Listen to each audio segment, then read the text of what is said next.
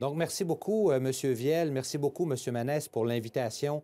Pour nous, aujourd'hui, vous allez sentir, c'est une réelle passion de venir vous parler de notre nouveau complexe hospitalier, une présentation qu'on a intitulée « L'innovation au cœur de la prochaine révolution hospitalière ». Donc, vous savez, un CHU, ça a 4 missions, 4 fonctions qui nous permettent à chaque jour d'offrir des soins de haute qualité, de délivrer un enseignement à plusieurs professionnels de soins pour s'assurer de la relève des travailleurs en santé. C'est de chercher également, trouver des nouvelles composantes, des nouvelles innovations et également évaluer par nos unités d'évaluation des modes d'intervention en santé. Donc, tout ça réuni fait en sorte que notre mission est passionnante et nos projets d'infrastructure doivent être en mesure d'être complémentaires à la réalisation de nos missions. Vous savez, le CHU de Québec, Université Laval, on offre des services à 2 millions de populations, une grande desserte dans tout l'Est du Québec. C'est 5 grands hôpitaux qui se sont réunis au cours des dernières années pour constituer un grand CHU. Donc, la création du CHU nous apporte une panoplie d'opportunités pour générer une grande vision très intégrée de la façon dont on offre des soins. Principalement une façon d'intégrer une offre de soins, d'enseignement et de recherche et d'évaluation dans l'ensemble de nos pavillons, ce qu'on appelle des Fully Integrated Clinical Units. Ça veut dire que vous allez retrouver dans la majorité de nos pavillons des unités où est-ce que cohabitent chercheurs, chercheurs cliniciens, fondamentalistes, enseignants et prestateurs de soins qui sont en mesure de mettre en commun leur savoir-faire et générer des zones d'innovation. Donc, ça permet aussi un transfert de connaissances, la mise en place de recherches translationnelles, et ça, toujours au grand bénéfice de nos patients.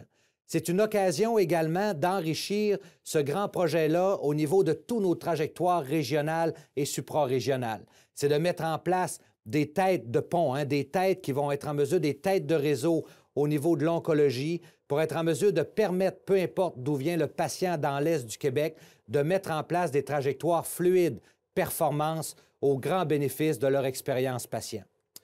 Ça nous permet, toutes ces activités-là, de créer une grande vision à l'égard du CHU de Québec, une vision de demeurer un chef de file, de demeurer également une référence par nos pratiques cliniques, nos pratiques administratives, nos pratiques de recherche et de développer toute cette culture-là d'amélioration continue.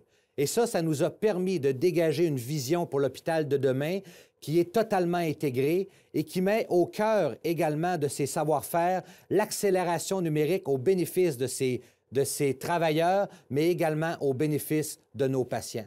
C'est la mise aussi en service d'unités de soins qui créent un environnement qui favorise la guérison. Toute la notion du healing by design. Nos architectes, nos ingénieurs travaillent à créer ces environnements-là qui vont favoriser les résultats de santé, autant pour nos patients que nos travailleurs en santé. C'est une organisation également, le nouveau centre hospitalier, qui tente de devenir le premier établissement carboneutre avec nos projets d'incinérateurs et de vapeur. Ça nous permet de s'intégrer nous-mêmes considérant que nous avons une empreinte énergétique importante, ça nous permet de faire notre part pour l'amélioration de notre planète. L'autre élément aussi, c'est qu'on a développé à l'intérieur du nouveau centre hospitalier tout un concept de collaboration avec notre communauté. C'est un centre hospitalier qu'on veut bien enraciné dans son milieu et on veut que cette cohabitation-là avec nos quartiers, avec l'urbanisation, génère cette grande fierté-là de notre communauté de voir s'implanter dans leurs environnements une organisation qui les respecte. On veut également, par ça, et vous allez en entendre parler dans la troisième partie de la conférence, implanter toute une stratégie de logistique hospitalière totalement renouvelée, innovante, qui permet vraiment aux prestateurs de soins de se concentrer là où ils maintiennent les meilleures compétences sur l'offre de services. Et on est extrêmement fiers du travail qui a été accompli à ce niveau-là et vous allez entendre tantôt de grandes premières, autant québécoises que canadiennes. Tout le projet a été bâti sur des principes directeurs qui nous suivent encore aujourd'hui. Premièrement, on veut un hôpital qui est centré sur le bien-être des patients. Vous allez voir qu'au cours de la conception du NCH, le patient a été au cœur de nos réflexions et dans plusieurs des cas, c'est lui qui nous a dicté la façon dont devait s'écrire l'architecture derrière notre nouveau centre hospitalier. C'est un centre hospitalier qui a comme principe directeur aussi toute la notion de trajectoire de soins. J'en ai parlé tantôt d'entrée de jeu, d'intégrer toutes les fonctions de notre mission pour permettre une cohabitation, pour générer de l'innovation. C'était aussi un respect de principes forts du Lean Management pour nous permettre justement de nous assurer d'optimiser l'ensemble de nos processus. Les principes directeurs également étaient fondés sur le respect des plus hauts standards de qualité et nous permettent de devenir un modèle inspirant pour permettre aussi aux autres grands projets majeurs à travers la province de continuer à développer cette chaîne-là d'apprentissage et de transfert de connaissances entre nous. Donc, la co-construction de l'hôpital de demain, ça a été une démarche intrapreneuriale importante. Vous allez voir, les gens qui vont venir vous parler aujourd'hui ont cette valeur-là d'innovation, de professionnalisme et d'entrepreneuriat. C'est des gens qui ont pris des projets à bras-le-corps, qui les ont réfléchis, qui les ont également pensés et qui les ont implantés et qui vont les ajuster. Donc, on voit là vraiment une passion de nos hauts dirigeants, de nos employés, de mener à terme ce qu'ils ont réfléchi lors des ateliers de conception. Il y a aussi derrière ça une volonté mobilisatrice de toutes les équipes. Nos médecins sont partie prenante, nos travailleurs sont partie prenante et également nos patients sont au cœur de cette transformation. Donc, vous savez, le NCH, c'est aussi un grand levier pour tous nos autres sites. Quand on réfléchit la conception, on le réfléchit dans une logique également de transfert des innovations et d'implantation dans l'ensemble de nos sites. Donc, c'est le moteur de notre innovation et le moteur également de la mise à l'échelle dans notre grand CHU. Donc, ce projet-là nous a permis également d'apprendre. Nous avons appris d'organisations canadiennes. Nous avons été influencés également par plusieurs organismes européens. Nous avons appris également des projets de nos collègues de Montréal. Et soyez assurés qu'à notre tour, ce transfert de connaissances-là se fera à tout établissement du réseau de la santé québécois qui pourront profiter de nos connaissances en matière de mise en œuvre de projets majeurs comme notre nouveau centre hospitalier. Donc, j'en profite maintenant pour laisser la parole à ma collègue, Mme Christine Mimeau, la directrice générale adjointe du nouveau complexe hospitalier. Merci, M. Beaumont, pour la belle introduction concernant notre projet du nouveau complexe hospitalier. C'est avec enthousiasme aujourd'hui que je viens vous parler de ce projet. Vous savez, le projet du nouveau complexe hospitalier, c'est le projet le plus important actuellement en exécution, tant clinique qu'au point de vue des infrastructures immobilières. C'est un projet qui est subventionné par le gouvernement du Québec et également avec des partenaires que je souhaite ne pas passer sous silence aujourd'hui, la Fondation du CHU de Québec. Ce projet se met en œuvre pour la population du Québec. C'est une portée de projet très impressionnante. C'est la réunion du savoir-faire de l'Hôpital L'Enfant-Jésus et l'Hôpital de l'Hôtel-Dieu de Québec. On va réunir sur un même site, sur le terrain de l'Hôpital L'Enfant-Jésus, plusieurs bâtiments qui vont nous permettre d'offrir des grands pôles cliniques en termes de soins, en termes de services, mais aussi en termes de réponse à nos missions, tant d'enseignement, de recherche que d'évaluation. Nos 5 grands pôles qui se trouvent à l'intérieur du nouveau complexe hospitalier sont l'oncologie, la neuroscience, les grands brûlés, la néphrologie et également la traumatologie. D'ailleurs, l'un des plus grands centres de traumatologie s'y trouvera et également le plus grand centre de cancérologie au Québec et aussi l'un des 3 au Canada.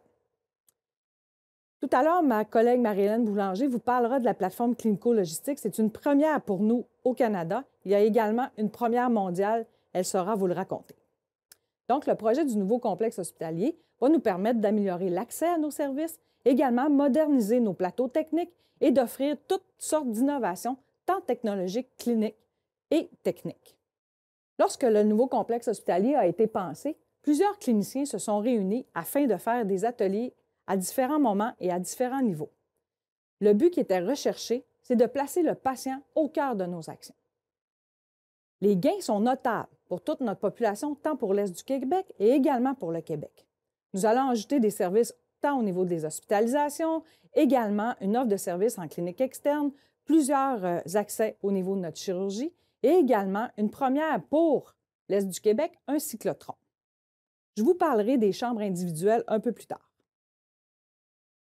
Pour ce qui est de la transformation, vous savez, la transformation du CHU de Québec est importante pour nous parce que c'est un levier, le nouveau complexe hospitalier, pour permettre à nos 5 sites également de se dépasser.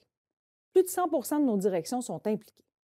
Les grandes innovations du nouveau complexe hospitalier passent par nos innovations organisationnelles, architecturales, mais également toutes les transformations cliniques, techniques et technologiques. Tout ça au service des patients, de la population, mais aussi de nos employés. Cet environnement nous permettra de permettre un environnement guérissant, une meilleure rétention, une meilleure fidélisation et recrutement de notre personnel, mais également une meilleure continuité des services basée sur le développement durable. À ce stade-ci, j'aimerais vous parler des grandes innovations pour l'ensemble du nouveau complexe hospitalier, et ça par composante, ce que nous, on appelle façonner le CHU de demain. Quand je vous parle de grandes innovations, je vous parle effectivement des transformations numériques. Les technologies de l'information jouent un rôle prépondérant dans le secteur de la santé. Pour nous, le CHU de Québec, on souhaitait une meilleure intégration de nos services informatiques et une meilleure intégration au point de vue de la transformation numérique. Ça ne passe pas seulement par des systèmes, ça passe également par des équipements. Ma collègue vous parlera plus longuement des véhicules autoguidés, mais ces petits robots qui vont se promener dans l'ensemble de notre nouveau complexe hospitalier vont nous permettre d'optimiser les flux, autant pour la marchandise, mais également pour plusieurs éléments comme les déchets, la fourniture et également tout notre côté archives. Il y a également des bornes d'accueil. Ces bornes vont nous permettre d'avoir une meilleure gestion de nos files d'attente et d'avoir une approche beaucoup plus contemporaine de nos rendez-vous. Ça nous permet aussi pour les patients d'avoir un repérage rapide, mais également de savoir quand le patient est prêt et arrivé. Les patients auront aussi plusieurs rendez-vous à plusieurs endroits. Peu importe où ils se trouveront dans le bâtiment, ils pourront toujours se repérer auprès d'une borne pour savoir où ils sont rendus. Et également, les bornes branchées sur nos systèmes d'information nous permettra de pouvoir aviser le patient qu'il est attendu à tel endroit, de lui envoyer un message par texto, donc une meilleure fluidité et une meilleure performance, puis une diminution des pertes de temps. La transformation numérique passe aussi par le sans-papier. Quand on parle de sans-papier, on parle aussi de systèmes informatisés qui nous permettent de se dépasser. Le CHU de Québec avait déjà développé des systèmes d'information pour la gestion de ses interventions chirurgicales, donc la gestion des blocs opératoires, les différentes salles afin de s'assurer que l'on utilise à son plein potentiel tous les plateaux techniques, qu'on évite aussi d'avoir une sous-utilisation des temps opératoires, mais également d'avoir un meilleur lissage de nos activités. On a donc exporté le logiciel de la gestion des interventions chirurgicales pour venir gérer les salles de consultation spécialisées de façon automatisée. Donc, la gestion des salles mutualisées nous permettra d'avoir un meilleur taux d'occupation et également de s'assurer d'utiliser le plein potentiel des heures de nos cliniciens et également de nos espaces. Et dans la transformation, on parle aussi d'innovation qui passe par des fiches cliniques informatisées, numériques, qui nous permet aussi d'avoir une meilleure traçabilité des soins des patients, mais également de leur épisode de soins. Documenter les observations, à faire des meilleures évaluations, d'avoir des données en temps réel et également avoir une continuité entre les intervenants. Ces fiches cliniques nous permettent également de les intégrer dans un tableau de bord qui nous permet de voir rapidement différents signes essentiels à une meilleure prise de décision pour nos cliniciens et également d'avoir un suivi par un affichage intégré de façon dynamique des tendances et de façon synchronisée, peu importe où on se trouve dans l'unité de soins. D'ailleurs, plusieurs mesures provenant des données saisies des différentes sections de la fiche technique pourront être consultées à différents niveaux et à différents moments de la journée. Quand on parle d'innovation, on parle également d'innovation technologique. Ça passe également par nos équipements. Vous savez, au nouveau complexe hospitalier, nous avons une enveloppe de 262 millions pour améliorer nos équipements, tant nos équipements spécialisés que nos équipements non spécialisés ou les équipements de soutien qu'on retrouve dans l'ensemble des bâtiments. Donc, c'est plus de 140 000 équipements qui seront acquis ou qui sont déjà acquis dans nos nouveaux bâtiments pour nous permettre d'offrir des meilleurs soins et être à la fine pointe de la technologie. Innovation, on parle également de l'innovation par l'architecture, d'offrir un environnement guérissant, d'avoir des chambres adaptées, d'avoir un environnement qui nous permet d'avoir une meilleure récupération pour nos patients, que ce soit par la couleur, par la lumière, par les fenêtres. Pour nous, c'est important que notre nouvel environnement puisse transpirer ou inspirer ces actions de guérison. Donc, la conception de base du NCH est passée par une offre de services avec des chambres individualisées augmentées. Donc, c'est plus de 511 lits de chambres individuelles sur les 700, ce qui représente environ 75 de nos chambres. Ça favorise la communication, ça favorise la confidentialité, ça favorise également la diminution des risques des infections nosocomiales. Donc, ce n'est pas banal, l'offre de service qu'on vient ajouter avec nos chambres individuelles. Je vous parlais de lumière naturelle tout à l'heure. Se promener dans le Centre intégré de cancérologie parle de par lui-même. Vous pourrez sûrement voir quelques images à l'écran.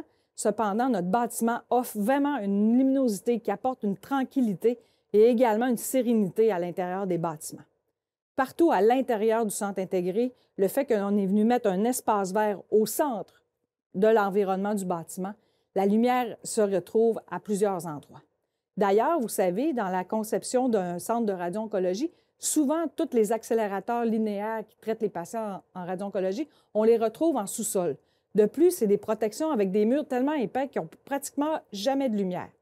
Donc, le nouveau centre intégré de cancérologie qu'on retrouve dans le nouveau complexe hospitalier nous a permis de les construire même au rez-de-chaussée.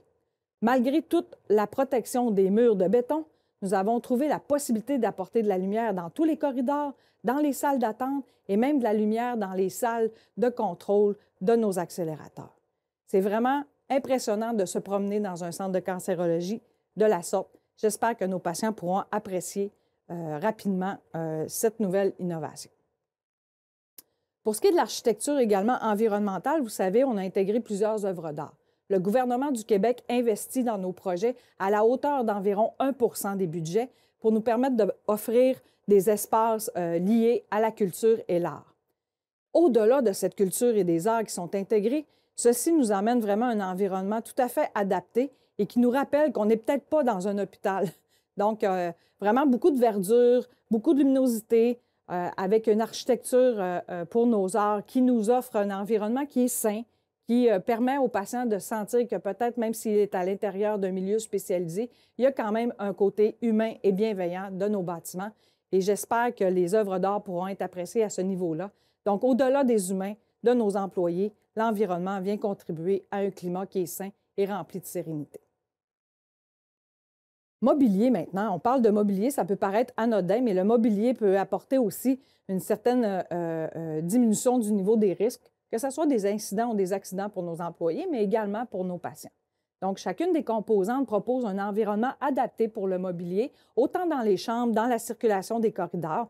D'ailleurs, je faisais remarquer lors d'une visite dernièrement, tout le long de nos corridors dans le Centre intégré de cancérologie, également dans notre bâtiment de soins critiques, on retrouve des repose-bancs à plusieurs endroits. Ils sont vraiment intégrés à l'architecture et nous permettent de libérer tous les tunnels et les corridors de chaises temporaires ou de strapontins. Donc, c'est vraiment une belle pensée pour nos patients et aussi pour nos intervenants qui auront à marcher quand même à travers un grand bâtiment. L'aire de repas est invitante et on a une zone de détente vraiment adaptée, très accessible, qui favorise même la productivité et diminution du stress chez nos employés. Ça permet un meilleur échange entre les collègues, mais également des lieux plus informels au lieu d'être à l'intérieur des soins. Donc, pour nous, le bien-être et la diminution du stress chez nos employés est importante parce que du personnel auquel on prend soin, on se dit qu'eux prennent mieux soin de nos patients également. La mobilité et l'accès au site, vous savez, autour de l'Enfant Jésus et aussi autour de la Ville de Québec, pour nous, c'est important tout le côté de la mobilité durable. Donc, ça favorise également la rétention et le recrutement de notre personnel lorsque le site est plus accessible. Donc, on a pensé aussi à toutes sortes d'éléments qui viennent aider le projet par rapport aux cases de stationnement, les pistes cyclables accessibles, également l'ajout de trajets de transport en commun à proximité du complexe, mais aussi de l'environnement de la Ville de Québec. Vous savez, le CHU de Québec, Université Laval, est aussi un chef de file en lien avec ses pratiques de gestion. Donc, pour nous, toute la création du bâtiment et la création de tout l'environnement, puis de tout le nouveau complexe hospitalier, est passée par une approche Lean. C'était une première au Québec. D'ailleurs, cette approche a inspiré nos autres projets majeurs, comme celui de Vaudreuil-Soulanges et également le prochain avec le site de Maisonneuve-Rosemont.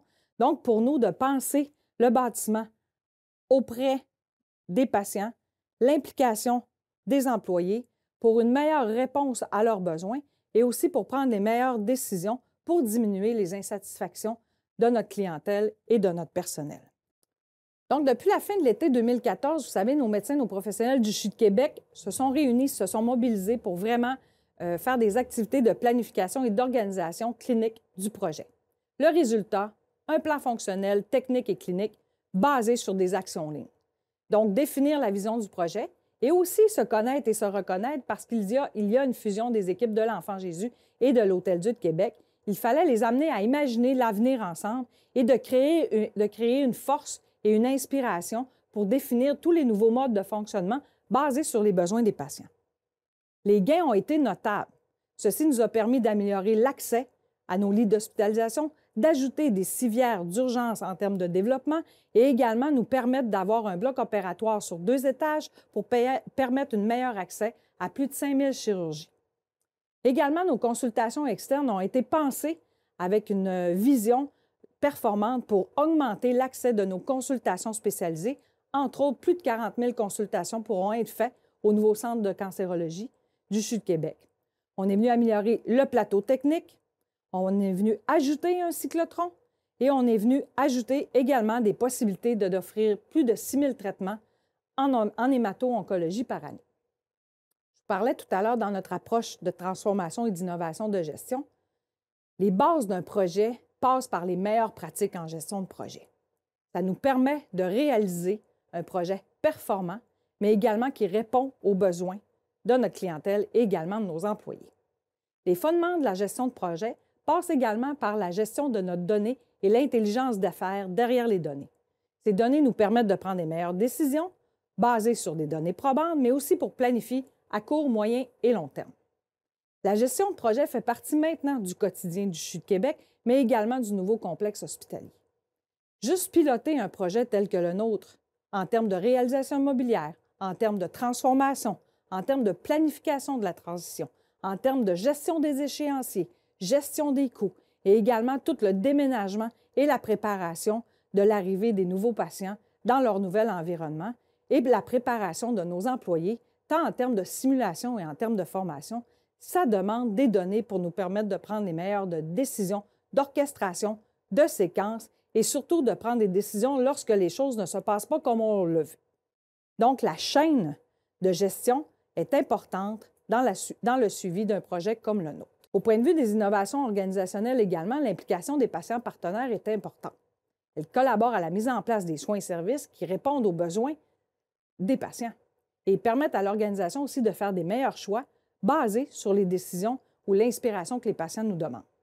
Les patients partenaires ont été impliqués de près et même depuis le début du projet dans sa planification et même tout au long de sa transformation et aussi de son déménagement. On a même mis en place un comité de voisinage qu'on appelle parce que l'appropriation par la communauté de notre nouvel hôpital est importante. Pour nous, le projet du nouveau complexe hospitalier est souvent cité en exemple par d'autres projets d'infrastructure au Québec. Le CHU de Québec est fier de cette innovation puisqu'elle a créé un lieu, des liens avec la communauté, autant le voisinage qu'avec notre équipe de la Ville de Québec et également tous les représentants des quartiers environnants du CHU de Québec. Le CHU a prolongé même cette approche dans la mise sur pied de notre nouveau complexe hospitalier, pas seulement en planification, mais surtout en exécution, parce qu'on vient quand même un peu déranger le voisinage dans une construction aussi majeure. Je vous rappelle que les grandes innovations du projet passent aussi par un projet qui est planifié avec intelligence. Quand on parle d'intelligence, on parle aussi d'humains, des humains champions, des humains élites qui se retrouvent à tous les niveaux de notre projet. Les ressources humaines impliquées dans le projet font partie intégrante du succès du projet.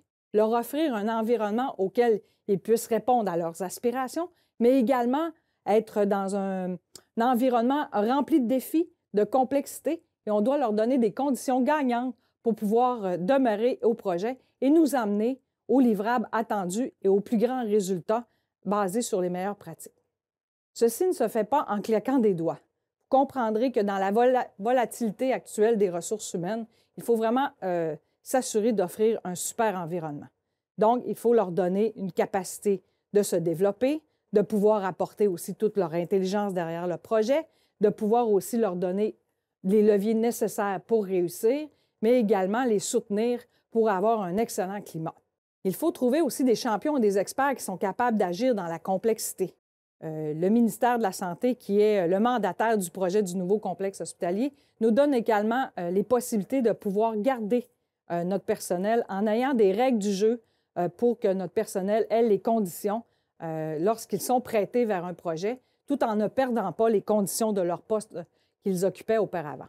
Donc, ce modèle-là, pour nous, est important de jouer à travers les règles et les critères pour nous permettre d'avoir un modèle qui est assez agile et qui sera exportable aussi pour d'autres projets au Québec. Donc, toujours au cœur des patients et nos employés dans nos actions, je vais faire un survol rapide des bâtiments techniques et des bâtiments cliniques qui composent le nouveau complexe hospitalier.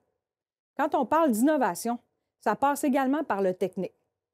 Vous savez, même notre bâtiment de génératrice peut réalimenter le site suite à un bris de service en 10 secondes. C'est pratiquement en claquant 2 fois des doigts. Notre centrale d'énergie qui fournit également tout le chauffage, la climatisation. Et pour nous, c'est très important. Tout à l'heure, M. Beaumont vous parlait de développement durable, mais aussi d'un site carboneutre. Pour nous, l'électricité et tout ce qui est l'efficacité énergétique se retrouve au cœur du projet. Donc, la chaleur générée par l'hôpital, autant par ses équipements, par ses salles de serveurs, peut être récupérée par nos refroidisseurs et également retransmise pour climatiser ou chauffer l'hôpital. Ces bâtiments techniques sont en mesure, comme je vous disais, de se réalimenter rapidement.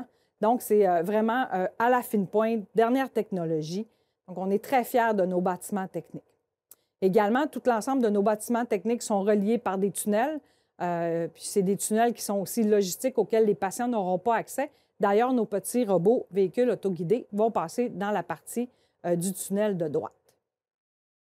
Le Centre intégré de cancérologie sera l'un des plus grands centres de cancérologie au Canada, mais également le plus grand centre au Québec. Pour moi, c'est important de vous parler de ce regroupement-là. C'est un regroupement clinique intégré, d'où le nom, de l'ensemble de nos services qui composent autant le volet chirurgical, le volet médical avec les secteurs d'hémato-oncologie, mais également le volet de la radio-oncologie.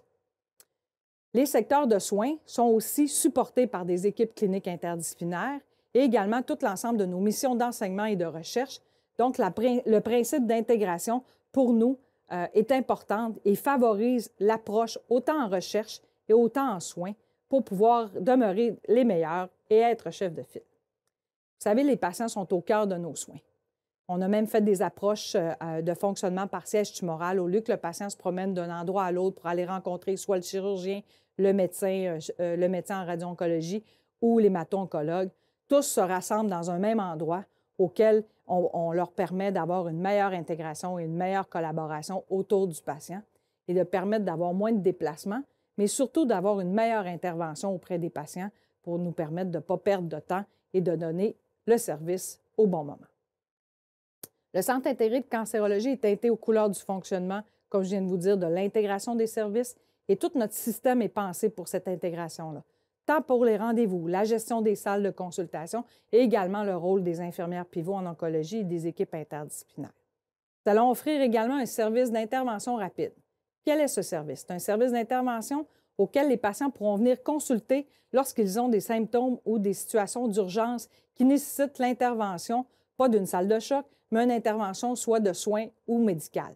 Donc, le patient, dans l'environnement auquel il est habitué de venir consulter, il va venir également pour des services de gestion, soit de symptômes complexes ou d'urgence de type oncologique. Pour nous, c'est important, cette approche, au lieu d'envoyer nos patients dans d'autres secteurs auxquels ils ne connaissent pas les intervenants ou l'environnement. Donc, c'est une approche basée sur la clientèle, qui améliore la fluidité, la trajectoire, qui diminue la pression sur nos urgences, qui apporte une meilleure approche auprès de nos patients et évite bien souvent des hospitalisations. Toujours au centre intégré, parlons d'innovation technologique maintenant, nous aurons également une intégration d'un appareil qu'on appelle de thérapie adaptative dans le secteur de radio-oncologie. Mes collègues spécialistes dans le secteur seraient beaucoup mieux placés que moi pour vous parler de cet appareil. Par contre, notre appareil qui est fourni par la compagnie Elekta suite à un appel d'offres en règle, donc on appelle communément l'IRM-LINAC. C'était quand même une complexité en termes de construction parce que les appareils d'accélérateur qui génèrent les rayons pour la radio-oncologie doivent avoir de la protection en béton, mais également de l'intégrer à une technologie IRM avec une cage de Faraday. Nous avons eu un beau défi. Également, cet appareil n'était pas encore accepté au Canada au moment où on a introduit la technologie dans nos plans. Ce qui nous a permis d'avoir accès à cette technologie, c'est le rôle également de l'équipe de radio-oncologie en termes de recherche et de production des connaissances. Pour nous, l'évaluation de cet appareil qui n'est pas encore introduit au Canada nous permettra de pouvoir traiter nos patients de façon plus adaptée et de permettre de rendre l'appareil le plus standard possible pour la suite pour nos collègues. Donc, l'IRM-LINAC, nous sommes très fiers de pouvoir compter sur cette technologie dans notre nouveau centre de cancérologie. Ça va rendre des images beaucoup plus dynamiques, en temps réel, un meilleur traitement, une meilleure précision, une meilleure localisation de la tumeur et surtout une synchronisation d'images et de la tumeur en temps réel. L'aménagement de nos salles de chimiothérapie, on parle ici de l'aménagement environnemental, architectural, auquel on offre une meilleure luminosité, un meilleur confort, une vaste espace. C'est vraiment des volets qui nous permettent d'avoir un peu plus d'intimité et de confidentialité pour nos patients, tout en maintenant une sécurité visuelle auprès des patients. La salle de chimiothérapie du Centre intégré de cancérologie a été pensée considérant l'importance de l'espace et des équipements qui se retrouvent autour du patient. Nous avons également une première dans le Centre intégré de cancérologie, c'est le satellite préopératoire. Le satellite permet aux usagers dont une chirurgie sera requise prochainement de pouvoir entamer, dès son arrivée au centre intégré, leur processus préopératoire sur place. Ça évite des déplacements et également, ça nous permet une meilleure rapidité dans l'intervention et peut-être même de sauver du temps sur la liste d'attente pour sa prochaine opération. Donc, la préparation à l'intervention et toutes les analyses requises et également l'évaluation avant leur traitement ou avant leur chirurgie pourra passer par ce nouveau satellite. Allons maintenant au centre de recherche. Je pourrais vous en parler très longuement. On a une équipe de chercheurs qui se concentre sur 7 grands axes de recherche. On a plus de 70 chercheurs qui œuvrent à temps plein. Que retrouve-t-on en termes d'innovation au cœur du centre de recherche? Une proximité de la recherche avec nos secteurs cliniques. Donc, cette proximité va nous permettre d'avoir des projets porteurs et d'avoir des protocoles de recherche adaptés au traitement, autant traditionnel que du futur, tout en recherchant l'effet d'avoir une intégration de nos équipes au bénéfice des patients. Les équipes élites en recherche ainsi que nos leaders cliniques pourront mettre à contribution leur intégration pour développer des nouveaux protocoles de recherche, tout ça centré au bénéfice des patients. Donc, la proximité entre la recherche et les activités cliniques nous apporte un gain. La recherche et les équipes cliniques seront porteuses auprès du patient car ils seront appelés à prendre part à différents protocoles basés sur leurs besoins et les effets recherchés. Le centre de recherche sera également le voisin du Centre intégré de cancérologie, du cyclotron et du bâtiment de soins critiques. Elle permettra ainsi un très grand dynamisme entre le clinique et la recherche et la mise en place de plusieurs protocoles. Vous savez, notre équipe de recherche se concentre également sur les données pour accélérer les découvertes. Toute l'intelligence artificielle suscitera de nouvelles possibilités pour faire progresser la recherche. L'ensemble des données recueillies lors du suivi d'un patient seront sûrement versées dans un lac de données, communément appelé au Québec, afin de croiser les données pour les faire parler. Ceci nous permettra une meilleure comparaison, soit dans les images, soit dans les diagnostics, toutes les données disponibles dans nos différents systèmes pour pouvoir colliger l'ensemble des résultats et nous permettre de prendre les meilleures décisions et d'éviter de se tromper. Donc, c'est ce qu'on appelle également aussi l'oncologie de précision, qui est une avenue prometteuse pour nous dans la recherche sur le cancer. En ce qui concerne le cyclotron, c'est une première pour l'Est du Québec, donc pour la région de Québec. Cet équipement est important pour la recherche et le traitement des patients. Ceci nous permettra de produire et d'introduire notre approche pour les isotopes radioactifs qui sont nécessaires pour les équipements. Le centre de recherche s'apprête à recevoir cet appareil. Cet appareil va lui permettre de demeurer chef de file et de se positionner sur le plan de la recherche dans les radioactifs. Nous appelons cette approche le theranostic. Ça nous permet d'enrayer les tumeurs avec des isotopes. Les chercheurs en physique nucléaire sont capables maintenant de générer de nouveaux isotopes pour détruire la tumeur et traiter les cancers. En plus de la recherche, cet appareil nous servira aux soins et la production des isotopes pour nos partenaires du réseau de l'Est du Québec. Une belle autonomie pour nous et de s'assurer de réduire le plus possible les bris de service. Les grandes innovations des composantes passent également par notre bâtiment des soins critiques. Il se retrouve au cœur du projet. Situé au centre du NCH, ce bâtiment va nous permettre de réunir le bloc opératoire, les soins intensifs, l'urgence, les unités d'hospitalisation spécialisées, comme l'hémato-oncologie et la greffe de moelle osseuse, et également tout notre secteur d'imagerie et de laboratoire. L'expérience patient à travers le bâtiment. Je vous en ai parlé tout à l'heure en considérant toute la question des couleurs, de l'environnement, de la fenestration. On veut également apporter une perspective avec l'ensemble de nos nouvelles approches dans notre secteur d'urgence et également d'avoir un accès beaucoup plus rapide à différents secteurs névralgiques et critiques. La capacité de notre secteur d'urgence nous permettra également d'offrir un meilleur accès et également notre nouveau bloc opératoire, je vous en ai parlé tout à l'heure. Pour ce qui est d'une approche qu'on est en train de développer, on a fait une simulation de nos nouveaux bras articulés avec la construction. Ce ne sont pas les bras articulés qui font l'innovation, mais bien le fait que pour la première fois au pays, ils ont été testés sur une véritable maquette avant la construction d'un bloc opératoire. Les aménagements ont donc été imaginés à partir des tests dans un environnement réel. Le tout a été pensé dans son entièreté. Lorsque chaque seconde compte, le diable est dans les détails. Donc pour nous, très fiers de cette innovation, de cette approche par simulation. Je terminerai par rapport à nos grandes innovations par la plateforme clinico-logistique. Quoique je pourrais vous en parler très longuement, ma collègue Marie-Hélène Boulanger est beaucoup mieux placée que moi pour vous parler de l'ensemble du regroupement des fonctions de la plateforme clinico-logistique au service de tout l'ensemble des sites du CHU de Québec. Donc, je vous rappelle que c'est une première au Canada, c'est également une première mondiale dans le secteur de la pharmacie. Alors, Marie-Hélène, merci de nous parler de cette belle innovation qui est notre plateforme. Alors, merci beaucoup, Mme Mimo, pour cette belle introduction. Ça me fait plaisir aujourd'hui de venir vous parler de l'ensemble des innovations logistiques qui se concrétisent actuellement au CHU de Québec. Premièrement, la mission de la direction logistique au CHU de Québec, c'est d'offrir le bon produit, le bon service, au bon coût, en bonne quantité, fait par la bonne personne avec les plus hauts standards de qualité, grâce à une chaîne logistique optimisée et performante et à une collaboration clinico-logistique au bénéfice de l'expérience patient. Donc, le NCH au CHU de Québec, ça a été vraiment un levier important pour revoir l'ensemble de notre chaîne logistique. On peut penser à des activités d'approvisionnement, d'entreposage et distribution, nos transports externes, nos transports internes et notre logistique en site. Tout d'abord, en fait, je vais vous parler de nos principes directeurs. On a des principes directeurs à la logistique hospitalière au CHU de Québec, en fait, qui se sont confirmés dans nos réflexions avec le NCH, mais aussi avec la production de notre plan directeur logistique.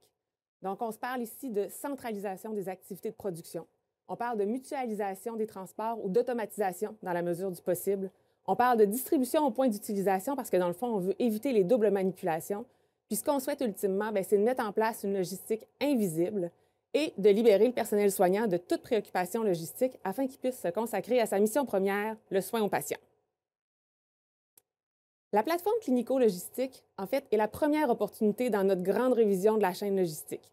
La plateforme clinico-logistique, c'est le regroupement de plusieurs activités sur un terrain à l'extérieur du site du nouveau complexe hospitalier. Ça prend deux leviers pour faire un projet d'une telle envergure. En fait, ça prend un projet de construction majeur qui se trouve à être le levier financier. Ça prend aussi une fusion assez récente d'établissements qui nous amène à avoir une harmonisation de nos processus. Dans le cas du CHU de Québec, on avait les deux. Le nouveau complexe hospitalier était notre levier financier et la fusion, qui datait de l'ancien CHA et de l'ancien CHUC pour faire le CHU de Québec, nous permettait de revoir et d'harmoniser nos processus autant logistiques que clinico-logistiques. Le projet de plateforme clinico-logistique a débuté en 2015. On a commencé avec une analyse de faisabilité. On a eu différentes phases comme le programme fonctionnel et technique, la phase de concept, les plans et devis préliminaires, les plans et devis définitifs. On a eu la phase de construction qui s'est échelonnée sur une période un petit peu plus longue que prévu parce qu'on n'avait pas prévu la pandémie à travers tout ça. Et on a eu une fonction qui est arrivée, en fait, une entrée en fonction qui est arrivée à l'hiver 2021. Dans un nouveau complexe hospitalier ou dans un milieu hospitalier, on parle souvent du début avec l'arrivée du premier patient. Pour la plateforme clinico-logistique, on parle du premier médicament, du premier repas ou de la première fourniture. Dans notre cas, ça a été progressif parce qu'on avait 5 sites à desservir et le tout s'est fait au courant de l'hiver dernier. Puis on a aujourd'hui une centaine d'employés qui travaillent à notre plateforme clinico-logistique. À notre plateforme clinico-logistique, qu'on appelle la PCL, on a regroupé plusieurs services. Donc, on a la pharmacie, les services alimentaires, l'entreposage et distribution et la reprographie. En gros, on parle de 3,5 millions de repas servis annuellement, 5 millions de doses de médicaments qui sont emballés individuellement, puis une quantité phénoménale de fournitures. Si on entre dans chacun des secteurs, commençons par les services alimentaires. Les services alimentaires ont été conceptualisés sous le principe de marche à l'avant. Donc, on a un processus qu'on suit et qui nous permet de ne jamais revenir en arrière et qui nous permet de ne pas croiser, par exemple, le propre et le souillé ou le cru et le cuit. Donc, ça nous permet de tendre vers la norme ACEP, qui est une volonté au CHU de Québec et qui serait une première au Canada. La norme ACEP, dans le fond, ce que ça fait, c'est que ça nous permet de renforcer l'innocuité des denrées alimentaires. On a aussi à la plateforme, au niveau du service alimentaire, plusieurs employés. On a des préposés au service en alimentation, on a des cuisiniers, des techniciens en diététique, des nutritionnistes. Ce qu'on produit à la plateforme, c'est ce qui est planifiable et en grande quantité. On parle de 190 recettes qui sont produites annuellement et ça nous a permis de standardiser les recettes, mais aussi les méthodes de travail. Pour faire du volume comme on fait présentement à la plateforme clinico-logistique, on a besoin d'équipements d'envergure industrielle. Donc, on pense à des marmites qui ont jusqu'à 200 gallons. On a un système de pompage qui permet, quand les marmites sont prêtes, d'emballer directement les aliments. Puis même pendant que les sacs sont chauds, ils sont dirigés vers un convoyeur qui nous amène jusqu'au bassin de refroidissement avec de l'eau glycolée. Donc, le processus est vraiment efficace puis nous permet une production en grand volume. On a aussi pensé à faire une pièce spécifique pour la recherche et le développement. Donc, tout ce qui est l'expérimentation de nouvelles recettes ou de nouvelles saveurs, c'est à la PCL que ça se passe. Pour la pharmacie, on a centralisé 3 robots de même technologie au sein de la PCL. C'est même une première mondiale. L'objectif avec ces robots-là centralisés, c'est d'harmoniser nos processus et diminuer les risques d'erreur. On y prépare des médicaments, les resservices qu'on appelle. Donc ça, c'est les médicaments pour 24 heures qui sont préparés pour les 5 hôpitaux de Québec. Donc, c'est 18 000 doses emballées individuellement chaque jour qui sont livrées directement dans les unités de soins et placées sous forme d'anneaux dans les armoires à médicaments. Dans le fond, tout ce processus-là qui démarre à la plateforme et qui se rend jusqu'aux soins du patient, ça nous a permis d'harmoniser le circuit du médicament au sein du CHU de Québec. Et on y retrouve aussi des salles blanches. En fait, on a une salle blanche avec 4 hottes stériles qui nous permet une production à grand volume de médicaments intraveineux. On parle là, dernièrement de 23 000 doses produites en un mois, mais ça pourrait augmenter avec la maturité de notre plateforme. Le prochain équipement à rentrer du côté de la pharmacie, c'est le box picker. On parle d'un système automatisé d'entreposage et de distribution des médicaments. Le box picker, c'est en fait pour la préparation, le picking, mais de façon automatisée, autant pour le remplissage de la machine que pour la préparation. Donc, ça élimine les actions manuelles, ça nous permet de diminuer les risques d'erreur. En plus, ce qui est vraiment intéressant, c'est que le remplissage de la machine et la préparation, le picking, peuvent se faire simultanément. Donc, il y a un grand gain au niveau de la productivité. Donc, maintenant, on va aller dans notre entrepôt. L'entreposage et distribution a une fonction très importante aussi du côté de notre PCL. Il faut savoir qu'au CHU de Québec, on a un grand volume d'achats. On parle de 1,8 million de valeurs d'achat tous les jours. C'est sûr que tout ne va pas à l'entreposage. On a des denrées alimentaires, des médicaments, on peut avoir du mobilier, mais c'est quand même 121 000 commandes par année, donc plus de 550 par jour. On a fait un entrepôt pour recevoir nos produits qu'on met en inventaire, qui est d'une grandeur d'environ 40 000 pieds carrés puis qui contient 3 300 produits environ en inventaire. On y prépare plus de 780 000 lignes de réquisition par année. On distribue les fournitures dans nos 5 hôpitaux à tous les jours et on prépare les commandes vraiment spécifiques pour chacune des unités, puis même souvent pour chacun des locaux de chaque unité. Donc, c'est vraiment un service qui est personnalisé. Avec notre nouvel entrepôt, on a fait l'acquisition d'un WMS. Le WMS, c'est notre Warehouse Management System. C'est ce qui nous permet, entre autres, d'améliorer notre productivité puis notre exactitude au niveau de la préparation des commandes. Il faut savoir que dans notre ancien entrepôt, on fonctionnait manuellement, avec les risques d'erreur que ça comporte. Maintenant, plutôt que de fonctionner papier, c'est sûr que nos magasiniers fonctionnent avec des guns RFID et on a optimisé leur parcours pour les préparations de commandes. Quand on pense là, que chaque commande se faisait individuellement avant et que maintenant on peut en démarrer 6 simultanément, on voit qu'il y a une augmentation au niveau de la productivité, mais on a aussi une meilleure gestion au niveau de nos localisations puis de nos dates de péremption. Un équipement qui est encore venu améliorer notre productivité au niveau de l'entrepôt, c'est notre VLM. Le VLM, c'est notre Vertical Lift Model. Ça, c'est comme un carrousel vertical, mais en fait, il ne tourne pas. C'est vraiment avec un système d'ascenseur qui monte et qui descend et qui a plusieurs bénéfices, dont, entre autres, de maximiser l'espace. Avec nos 2 VLM qu'on a du côté du centre de distribution, c'est une empreinte au sol qui est de 10 plutôt que ce qui serait requis si on n'avait pas ce système-là. Donc, il y a un grand gain, mais il y a aussi un gain au niveau de la productivité.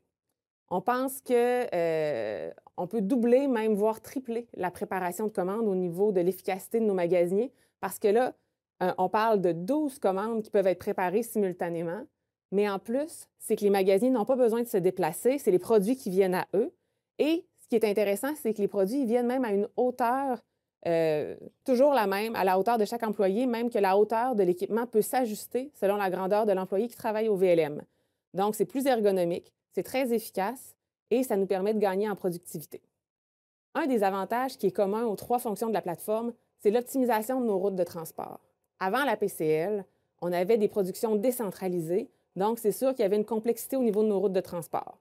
Il y avait 2 productions alimentaires, 3 robots de pharmacie dans des sites différents et nos magasins n'étaient pas tous encore centralisés au centre de distribution. Ce qui fait que les routes pouvaient se chevaucher, se croiser et maintenant, dans la mesure du possible, on mutualise nos transports pour simplifier le tout, puis se rendre moins souvent dans chacun de nos sites. On peut aussi parler de certains avantages au niveau du développement durable. On a ajouté un compacteur pour le plastique verre-métal et on fait le recyclage au niveau de nos palettes. On parle de 20 000 palettes environ recyclées par année. Puis aussi la récupération du carton qui se fait à la plateforme, ce qui est un avantage parce que maintenant, le décartonnage qui est centralisé au niveau de la plateforme fait beaucoup moins de carton dans chacun de nos sites et on parle d'une récupération d'environ 270 tonnes par année. Dans le fond, la plateforme clinico-logistique, elle nous a permis de libérer les ressources en site de ces tâches-là, mais aussi de libérer les espaces dans nos hôpitaux. Et ça, c'est des espaces qui sont précieux pour des secteurs cliniques qui se doivent absolument d'être dans nos hôpitaux et ça permet de resserrer les liens entre les secteurs cliniques. Avec la plateforme aussi, c'est qu'on a eu l'occasion de mettre des équipements de haute technologie qui bénéficient à l'ensemble du CHU de Québec et non seulement au NCH si on avait fait la logistique à l'intérieur de l'hôpital. Maintenant, tous les équipements de haute technologie sont au bénéfice de l'ensemble de nos sites. On a centralisé notre production, centralisé nos ressources, puis par le fait même, centraliser notre expertise, ce qui nous permet un bon levier pour la formation puis le maintien de l'expertise au sein de notre ressource et une redondance. Donc, vraiment, là, puis un des avantages que je nommerais qui est au bénéfice de nos employés qui travaillent à cet endroit-là, c'est vraiment que c'est un bâtiment qui est moderne, qui est lumineux, qui est agréable à travailler et les gens sont vraiment très heureux d'aller là. On est très heureux d'avoir pu faire un projet aussi novateur. C'est la première plateforme clinico-logistique au Canada. On est allé s'inspirer en Europe. On sait qu'il y a des modèles similaires aux États-Unis, mais c'était une première et on sait qu'il y a plusieurs autres établissements du réseau de la santé qui tendent vers un tel projet. Donc, qui ont les yeux tournés vers le CHU et qui vont s'inspirer de notre modèle et qui pourront bénéficier de nos apprentissages. Donc, la PCL a vraiment été notre premier élément majeur au niveau de la révision de la chaîne logistique et ça nous a permis de poursuivre les réflexions dans le nouveau complexe hospitalier où on avait vraiment carte blanche pour revoir la logistique. On s'est permis de rêver grand et d'envisager une logistique à la Walt Disney. Donc, on imagine une logistique qui est en souterrain, qui est invisible et qui fait en sorte que, dans le fond, les gens sur les unités de soins, bien, ils ne sont pas au courant de comment ça se passe, mais ils ont toujours les bonnes choses au bon endroit, au bon moment.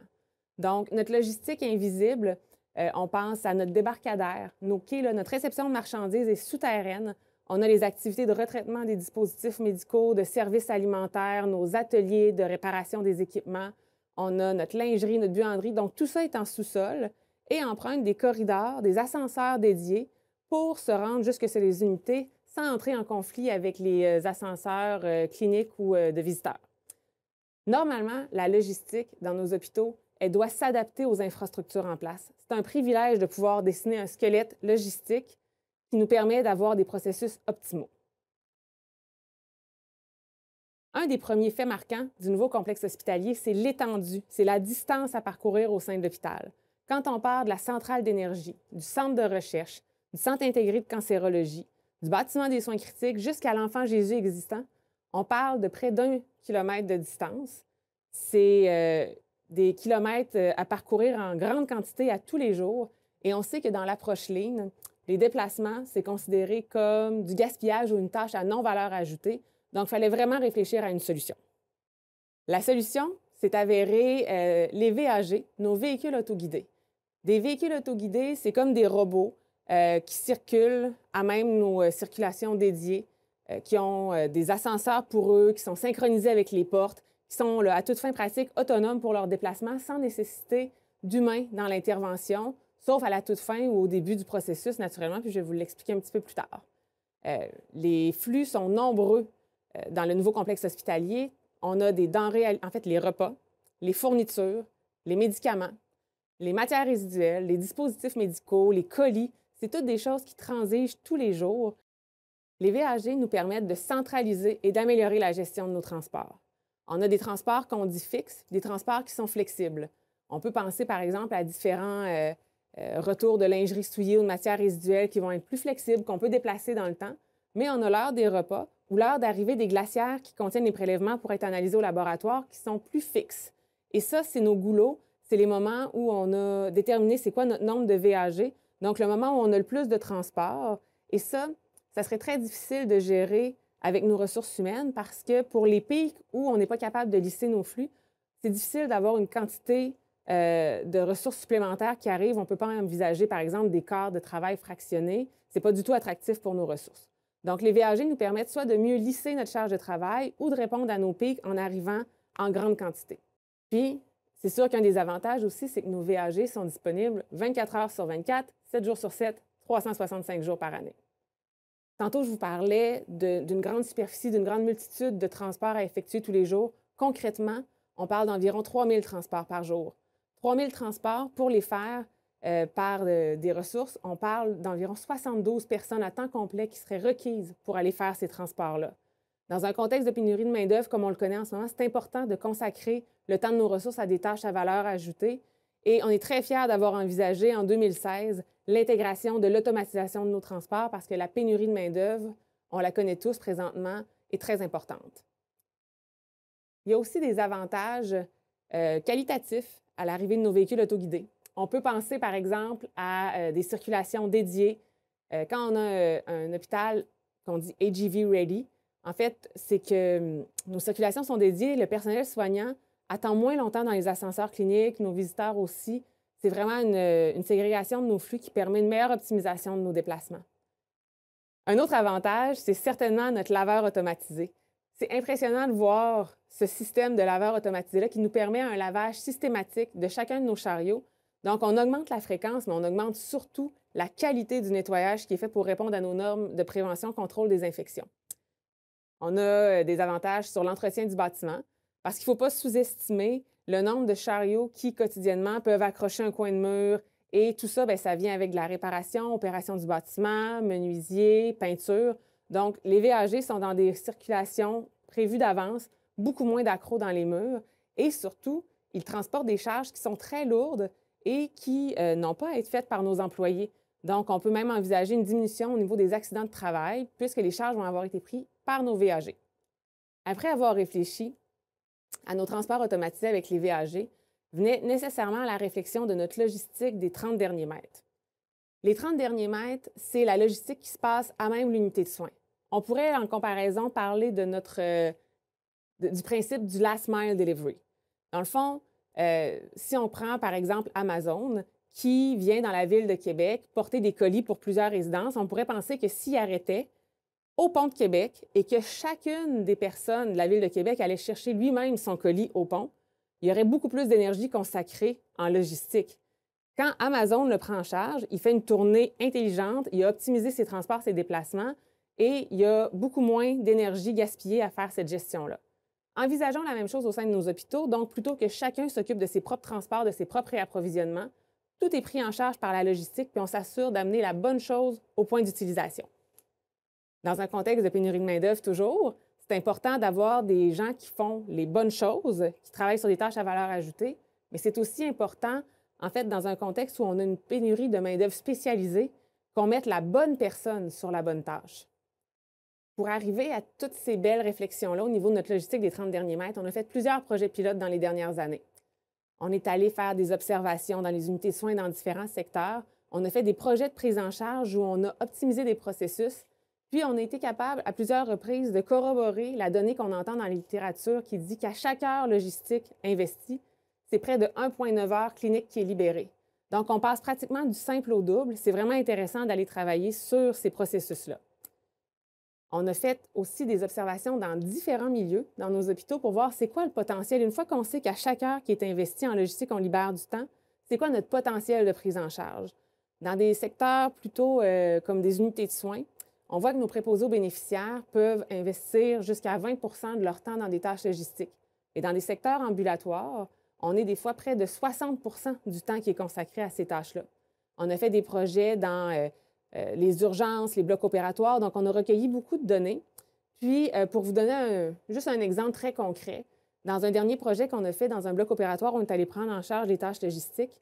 On s'est amusé à calculer parce que les préposés aux bénéficiaires sont requis pour faire des positionnements de patients dans les salles d'opération. Et c'est une formation qui est très longue à suivre. On parle de 6 à 9 mois de formation pour les préposés qui doivent apprendre plus de 100 techniques de positionnement. Et quand ils sont affairés à des tâches logistiques, ils ne sont pas disponibles pour le positionnement. Puis à ce moment-là, les gens dans les salles d'opération, on nous dit que c'est régulier qu'ils peuvent attendre 10, 15, 20 minutes pour avoir le préposé aux bénéficiaires pour faire le positionnement. Donc, on est allé voir nos amis de la direction de la performance pour voir comment ça coûte faire fonctionner une salle d'opération. Et en frais généraux et ressources humaines, on arrive à 613 $ de l'heure qui est requis pour faire fonctionner un bloc opératoire. Donc, on peut s'imaginer qu'avec 10, 12 salles d'opération, le nombre de chirurgies par jour et le temps d'attente qui est multiplié avec des ressources qui ne sont pas disponibles pour faire les bonnes tâches, il y a vraiment du potentiel. Notre employé logistique des 30 derniers mètres, il se consacre essentiellement à la gestion des fournitures de tout type. Par exemple, on peut penser aux fournitures qui sont dans nos doubles casiers. C'est la méthode qu'on utilise pour les fournitures dans nos unités de soins. Donc, les doubles casiers, bien, ça fonctionne avec des quotas qui sont établis en fonction de la consommation des unités et qui sont réapprovisionnés en juste à temps pour ne pas avoir de surplus, pour avoir vraiment les choses qui sont essentielles au fonctionnement quotidien. On fonctionne avec des lecteurs de code à bord ou avec le système RFID pour transmettre les commandes au centre de distribution. Les réserves secondaires, c'est aussi très énergivore. Tantôt, quand on parlait de 20 à 60 de temps qui est consacré à des tâches logistiques, quand on prend ce temps-là et qu'on le remet sur 100 c'est à peu près 25 du temps logistique qui est consacré à la manipulation des fournitures pour les réserves secondaires. Parce que quand on amène les fournitures dans les doubles casiers, elles peuvent être manipulées pour amener à la chambre du patient, au poste des infirmières, dans des chariots, faire des kits à pansement, des kits à prélèvement. Donc, c'est toute une double manipulation qui est très énergivore et qu'on prend en charge dans le nouveau complexe hospitalier. On pense aussi à la rotation des stocks, à la validation des dates de péremption et tout le suivi qui est fait pour les commandes en attente. Pour les unités de soins, il y a une seule personne qui est en charge de tout ça et de faire le lien avec les services d'approvisionnement et du centre de distribution. Donc, pour eux, c'est un service clé en main. Une autre tâche qui est pour notre employé logistique, c'est de faire le lien entre les véhicules autoguidés et l'unité de soins. Parce que dans nos corridors dédiés, on a les véhicules qui arrêtent dans des lobbies logistiques. Les lobbies logistiques, c'est là qu'on laisse le chariot qui est arrivé à destination et notre employé va prendre en charge toute la coordination au niveau des colis, du courrier, des spécimens de laboratoire, des fournitures, des dispositifs médicaux souillés ou retraités, les matières résiduelles, la lingerie souillée. Donc, tout ça, c'est coordonné par notre employé et les véhicules autoguidés. La logistique au CHU s'inscrit comme un chef de file dans plusieurs sphères de la chaîne logistique. On pense à nos activités, en fait, à l'ensemble de la chaîne logistique comme l'approvisionnement, où on a des gens experts et passionnés qui sont une référence et qui sont souvent appelés à des mandats provinciaux en approvisionnement. On pense à l'entreposage et distribution où on a mis en place la première plateforme clinico-logistique au Canada. Les véhicules autoguidés, qui sont le deuxième projet de ce genre au Québec, et notre logistique des 30 derniers mètres où on s'inscrit encore comme un chef de file avec des projets qui tracent la voie et qui seront porteurs pour le futur.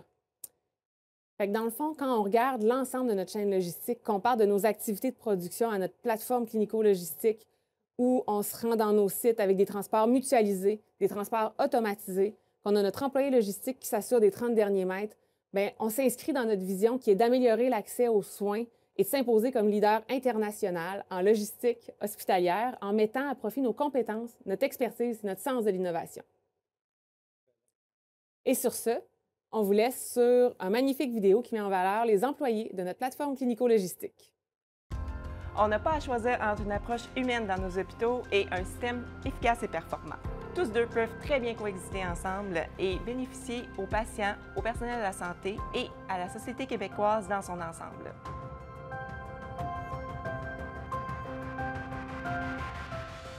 Notre Grand CHU, c'est 5 établissements de soins, plus de 17 000 employés et une population de près de 2 millions de personnes desservies. On parle chaque année de 3,5 millions de repas préparés, autant d'ordonnances traitées, une quantité phénoménale de fournitures médicales.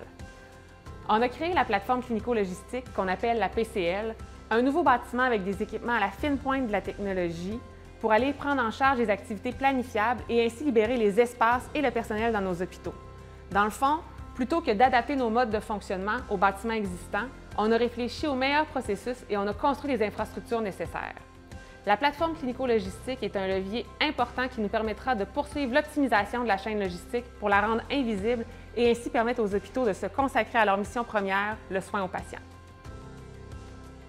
Un des bénéfices d'une telle infrastructure est d'être doté de technologies de pointe qui vont permettre à la logistique de pouvoir adapter son offre de services en lien avec l'évolution des pratiques médicales à l'intérieur du CHU de Québec.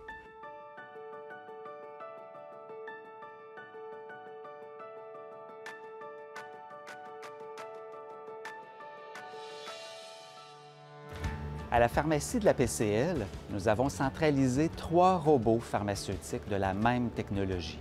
Et c'est une première mondiale. À tous les jours, ces 3 robots préparent les médicaments pour 24 heures pour chaque patient des 5 hôpitaux du CHU de Québec.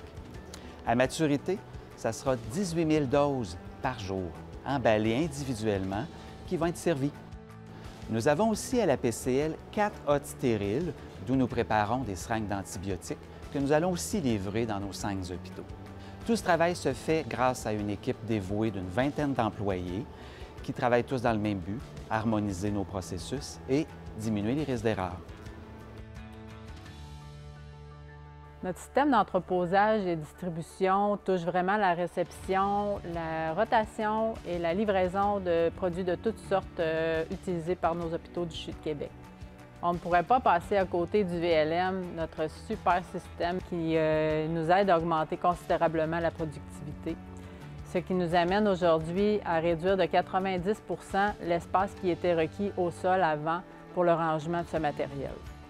La majeure partie de la nourriture dans les 5 hôpitaux du CHU de Québec se produit ici à la PCL, où travaillent une trentaine de cuisiniers, préposés aux services alimentaires, techniciennes en diététique, nutritionnistes et d'autres travailleurs dédiés.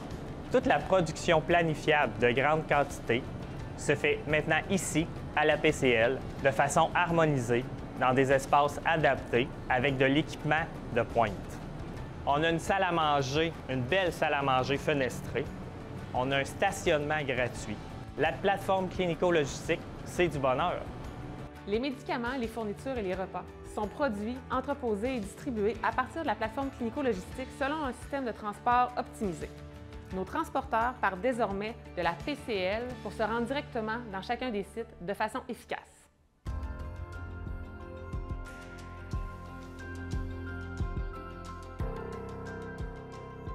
Parfois, il faut se permettre de prendre un temps d'arrêt, de regarder comment on fonctionne actuellement, et aussi d'aller voir ailleurs dans le monde ce qui se fait de mieux. Et puis, il s'agit de mettre ensemble tout le monde, pour repenser nos façons de faire, pour innover et pour créer quelque chose qu'on n'a jamais fait auparavant, ni ici au Québec, ni ailleurs au Canada. Et en fait, c'est exactement ce qu'on a fait au CHU Québec Université Laval avec notre plateforme clinico-logistique. Et ça marche! Si on fait les choses comme on les a toujours faites, on va avoir les résultats qu'on a toujours eus. On est fiers de ce qu'on a créé avec la PCL, une première au Canada, et ce n'est que le début de ce qu'on a l'ambition de bâtir dans le Grand CHU de Québec.